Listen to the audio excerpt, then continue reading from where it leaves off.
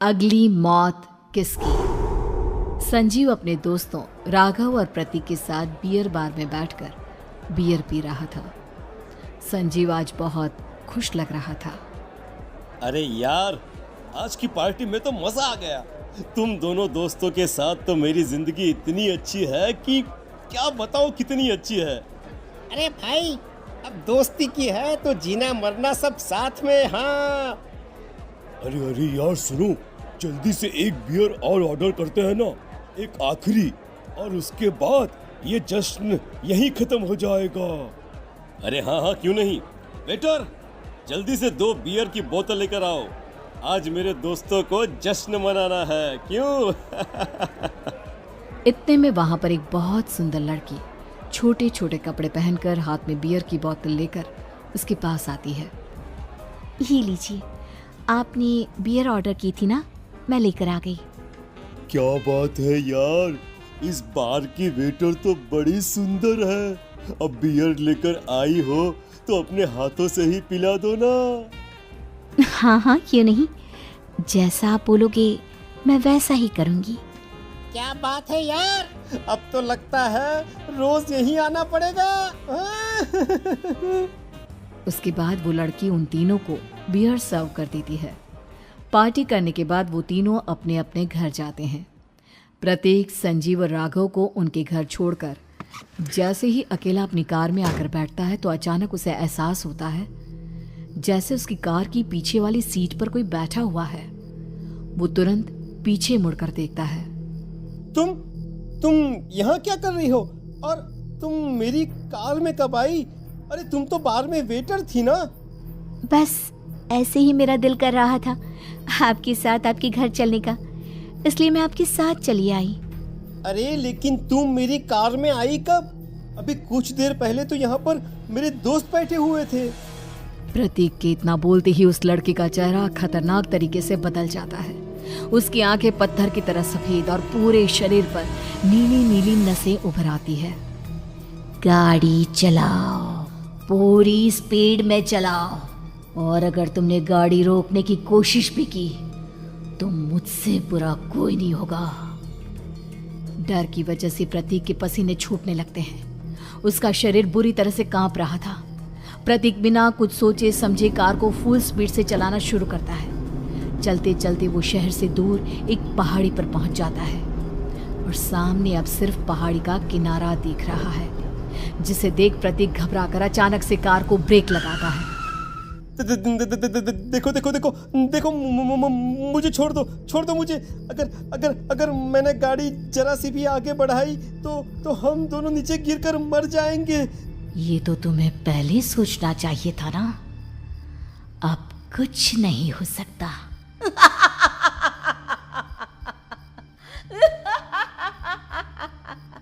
छोड़ दो मुझे। नहीं नहीं, प्लीज मुझे छोड़ दो। प्लीज प्लीज मुझे जाने दो, छोड़ दो मुझे। गाड़ी आगे बढ़ाओ। और तभी अचानक से बिना प्रतीक के स्टार्ट किए उनकी कार आगे बढ़ती है और गहरी खाई में गिर जाती है। उसके चीखने की आवाजें चारों तरफ सुनाई देती है।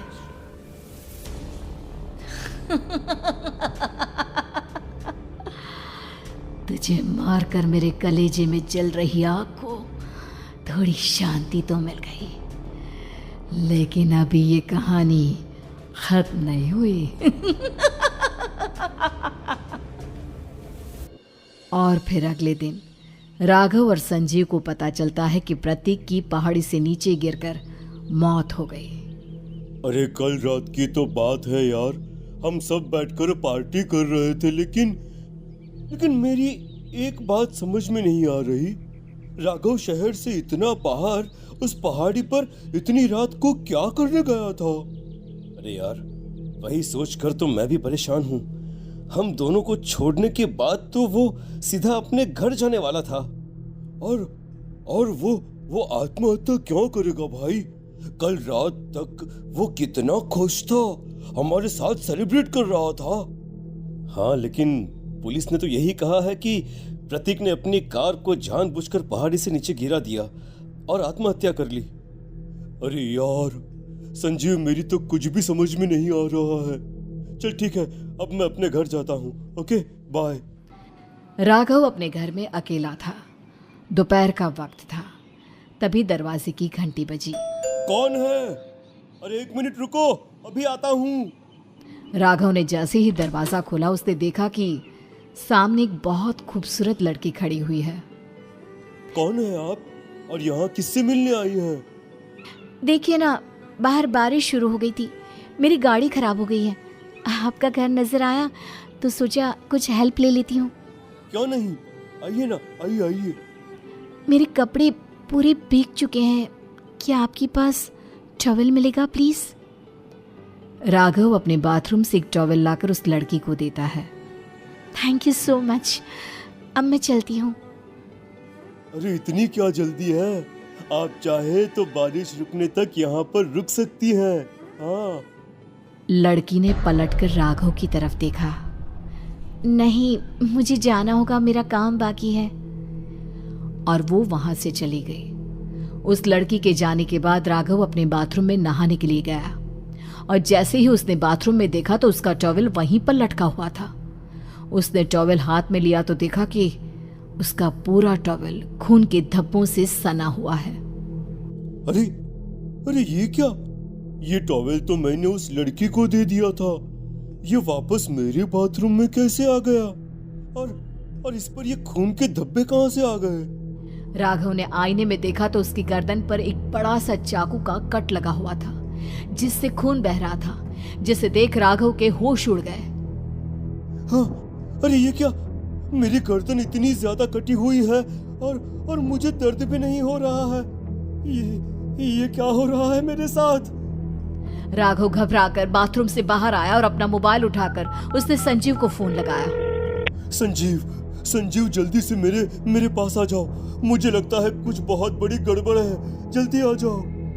उधर से आवाज आई, लेकिन वो आवाज संजीव की नहीं बल्कि एक लड़की की थी। कुछ अजीब नहीं हुआ है, बस तुम्हारी मौत तुमसे मिलने आई थी और तुम्हें मारकर चली गई। अब तुम इस दुनिया का हिस्सा नहीं हो राघव, इसलिए तुम्हें अपनी गर्दन के कटने का दर्द भी महसूस नहीं हो रहा। नहीं, ऐसा नहीं हो सकता, ऐसा नहीं हो सकता। कौन हो तुम? तुम्हारी मौत। अब संजीव के पास खबर पहुंचती है कि राघव ने अपने ही घर में चाकू से गर्दन काटकर आत्महत्या कर ली। ये सुनने के बाद संजीव के होश उड़ गए। वो पसीने से तरबतर हो गया और एक अनजाना डर अब उसके दिल को सताने लगा। संजीव के साथ ही उसका एक छोटा भाई राजीव भी रहा करता था। अपने भाई को इस तरह परेशान देखकर राजीव उसके पास आया। अरे भैया, क्या हुआ भैया? आप इतने घबराए हुए क्यों लग रहे हैं? प्रतीक और राघव की मौत, मेरा मतलब मेरी कुछ समझ में नहीं आ रहा भाई। अचानक से मेरे दोनों दोस्तों ने आत्महत्या क्यों कर ली? अरे वो तो मेरी भी समझ में नहीं आ रहा है भैया। हाँ, हो सकता है कि कोई परेशानी होगी और इसीलिए उन्होंने ऐसा किया होगा। हाँ, लेकिन दोनों की जिंदगी में एक साथ परेशानी और दोनों का इतनी खतरनाक तरीके से आत्महत्या करना, कहीं ऐसा तो नहीं मैं भी मर जाऊंगा? अरे आप ऐसी बातें क्यों कर रहे हैं भैया? वैसे ही मैं इतना परेशान हूँ।